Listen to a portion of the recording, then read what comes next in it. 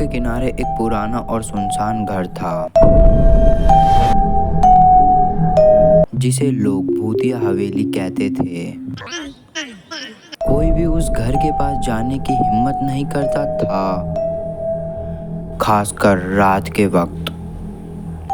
कहते हैं रात के अंधेरे में उस घर से अजीब अजीब आवाजें आती थी।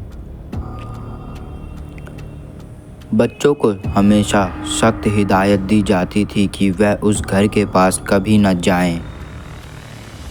एक दिन 3 दोस्त राहुल, मोहन और दीपक ने सोचा कि वह उस घर में जाकर देखेंगे कि वहाँ क्या छिपा है।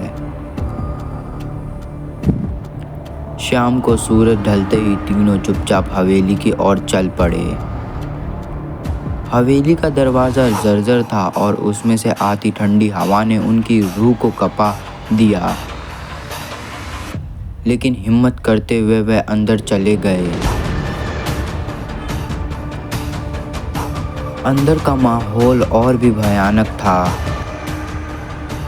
धूल से ढके फर्नीचर, दीवारें पर अजीब चित्र और फर्श पर पड़ी चीजें, मानो कोई यहाँ बरसों से नहीं आया हो। तभी अचानक एक ठंडी हवा का झोंका आया और एक दरवाजे जोर से बंद हो गया। तीनों घबरा गए, लेकिन अब घर के अंदर फंसे हुए थे। दीपक ने अपनी टॉर्च से रास्ता दिखाने की कोशिश की। तभी उसे सामने एक परछाई दिखी। वह काली परछाई धीरे धीरे उनकी ओर बढ़ रही थी।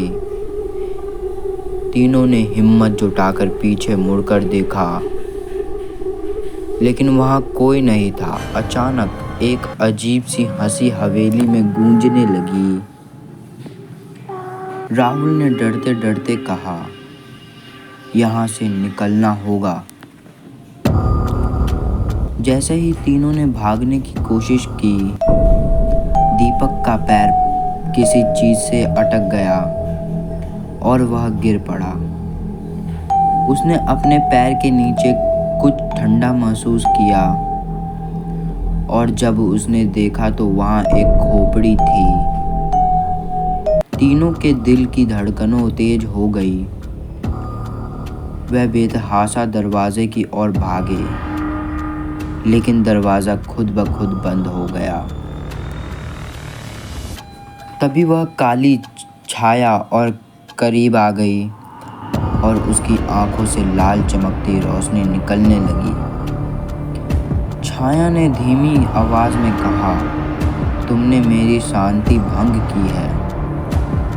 अब तुम कभी यहाँ से बाहर नहीं जा पाओगे।